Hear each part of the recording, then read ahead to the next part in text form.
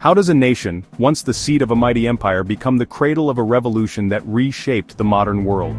What threads connect the ancient past to the present, weaving together stories of ambition, resistance, and hope across centuries? This is the story of Tunisia, a land where history and destiny collide, and where the echoes of ancient empires still linger in the bustling streets and vibrant culture of today. To truly understand the Arab Spring, we must journey back to the legendary city of Carthage, where Hannibal Barca, one of history's greatest military leaders, swore an oath of vengeance against Rome. His promise was not just a personal vendetta, but a symbol of resistance that would inspire generations. This oath set in motion a saga of ambition and resilience, a story of struggle and survival that became deeply woven into the Tunisian spirit, shaping its people's identity through centuries of change. Carthage, founded by daring Phoenician sailors, rose from humble beginnings to become a formidable maritime power. Its fleets ruled the Mediterranean, and its rivalry with Rome erupted into the epic Punic Wars, conflicts that would decide the fate of empires. Hannibal's audacious crossing of the Alps with his army and war elephants remains one of the most legendary feats in military history, a testament to the boldness and ingenuity of Carthage.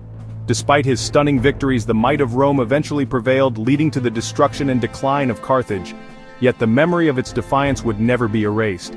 Centuries later, the spirit of resistance endured. It echoed in the courageous actions of Mohammed Bouazizi, a young street vendor whose desperate protest against injustice ignited a movement and awakened a nation.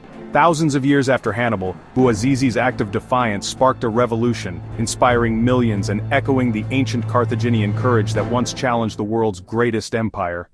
Tunisia's story is one of courage against overwhelming power, a legacy of resilience, hope, and the unbreakable will to shape its own destiny. After the Punic Wars, Rome transformed Carthage into Africa Proconsularis, a vital province. Carthage became a magnificent city, a breadbasket for the empire, with grand aqueducts and Roman architecture. Christianity spread rapidly, with thinkers like St. Augustine shaping doctrine. The Islamic conquest in the 7th century marked another transformation. Kairouan became a center of learning and faith, radiating Islamic culture and law.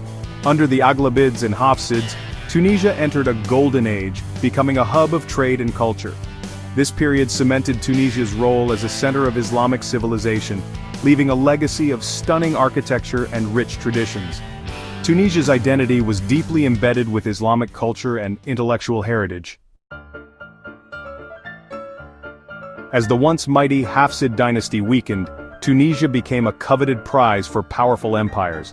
Both Spain and the Ottoman Empire saw an opportunity to expand their influence across North Africa, and their ambitions soon collided on Tunisian soil. After a period of fierce rivalry, the Ottomans ultimately prevailed, incorporating Tunisia into their vast empire. Yet, unlike other provinces, Tunisia was governed by local beys who maintained a remarkable degree of autonomy, balancing Ottoman authority with local traditions. Under the beys, Tunis blossomed into a vibrant city. Ottoman, Arab, and indigenous customs merged, shaping a unique cultural identity that could be seen in the city's architecture, daily life, and governance. However, by the 19th century, the shadow of European colonialism loomed large. European powers, especially France, eyed Tunisia's strategic location and resources, exerting increasing political and economic pressure. Mounting debts and foreign interference left Tunisia financially vulnerable and politically unstable. In 1881, France seized the moment, invading Tunisia and establishing it as a French protectorate. This marked the beginning of a new era of foreign domination. The French colonial administration quickly took control of the economy, exploiting Tunisia's natural resources for their own benefit. Tunisians found themselves increasingly marginalized, their livelihoods and opportunities restricted by colonial policies.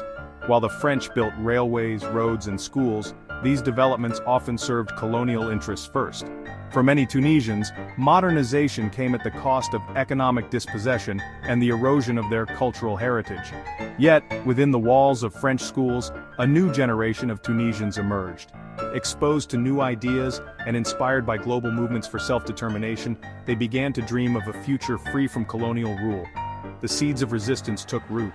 Protests and political gatherings became more frequent, as Tunisians from all walks of life united in their desire for independence. Life under colonial rule was marked by stark inequalities and daily reminders of subjugation. these injustices only strengthened the resolve of those fighting for freedom. The struggle for independence would be long and arduous, but the spirit of resistance had been awakened, setting Tunisia on a path towards self-determination and national pride. The fight for Tunisia's independence was led by the charismatic and determined Habib Bourguiba, who co-founded the influential Neo-Destour party. Bourguiba quickly became a symbol of hope and resilience for the Tunisian people, inspiring a generation to dream of freedom from colonial rule. Bourguiba's pragmatic approach to liberation was unique. He skillfully balanced negotiation with the French authorities and mass mobilization of the Tunisian population, organizing widespread protests and political actions that captured international attention. After decades of struggle, sacrifice and perseverance, Tunisia finally achieved independence in 1956. Bourguiba was hailed as a national hero and became the country's first president, ushering in a new era of self-determination and national pride. As president, Bourguiba embarked on an ambitious project of modernization.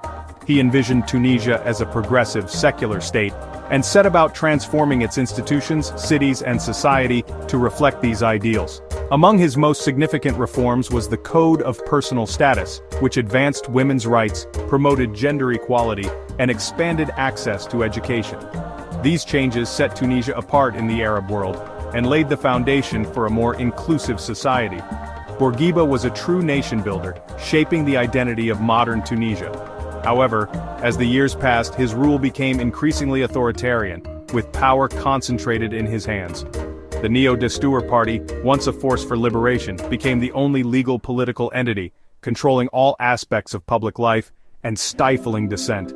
By the 1980s, Tunisia faced mounting economic difficulties and growing social unrest. Bread riots and protests erupted, revealing deep dissatisfaction and a yearning for change among ordinary citizens. Bourguiba's presidency, which had lasted for over 3 decades, was now seen as an obstacle to progress. His advanced age and declining health made it clear that a new chapter was needed for Tunisia's future. The stage was set for dramatic change. In 1987, Bourguiba's own prime minister, Zine El Abidine Ben Ali, seized power in a bloodless coup, marking the end of an era and the beginning of a new, uncertain chapter in Tunisia's history.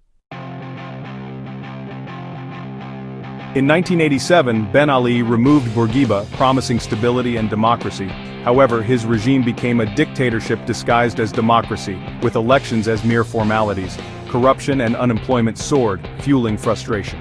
On December 17, 2010, Mohamed Bouazizi's self-immolation ignited a revolution. His act of defiance resonated with millions, sparking nationwide protests. The slogan, "Dégage," became the rallying cry for change.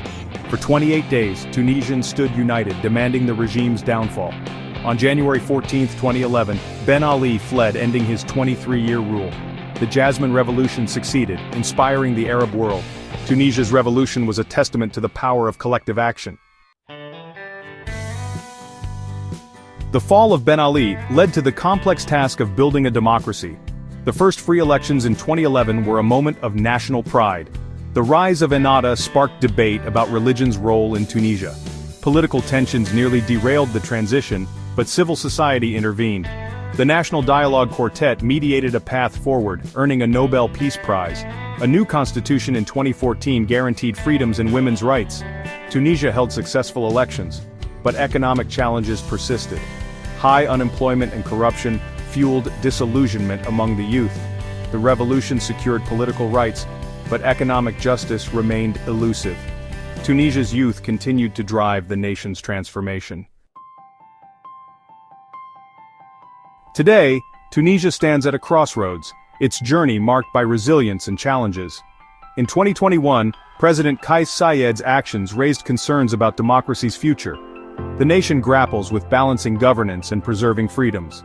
Economic woes, high debt and unemployment test the populace's patience. Despite difficulties, Tunisia's spirit endures, shaped by its rich history. Civil society, media, and youth aspirations drive the nation's future. Tunisia's story is one of courage and defiance against overwhelming power. Its journey is far from over, carrying the weight of its extraordinary past. Tunisia remains a beacon of dignity, freedom, and hope for a better tomorrow.